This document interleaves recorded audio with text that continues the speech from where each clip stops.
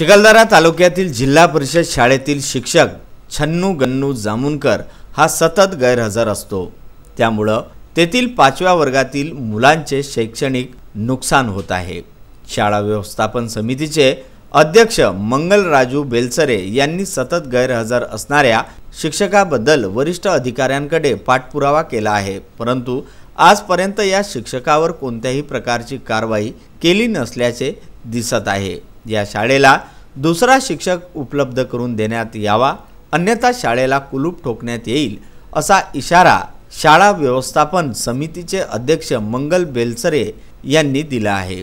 तसेच गैरहजर असणाऱ्या शिक्षकाबद्दल वरिष्ठ अधिकारी यांची चौकशी सुरू असून त्यांच्यावर कारवाई होणार व सोमवारखेडा येथील जिल्हा परिषद शाळेला तात्पुरती स्वरूपात दुसऱ्या शिक्षकाची नेमणूक करण्यात आली आहे, असे मत गट शिक्षणाधिकारी संदीप बोडके यांनी विदर्भ न्यूजला दिले आहे। विदर्भ न्यूज करिता चिखलदरा येथून मारुती पाटणकर यांचा विशेष वृत्तांत।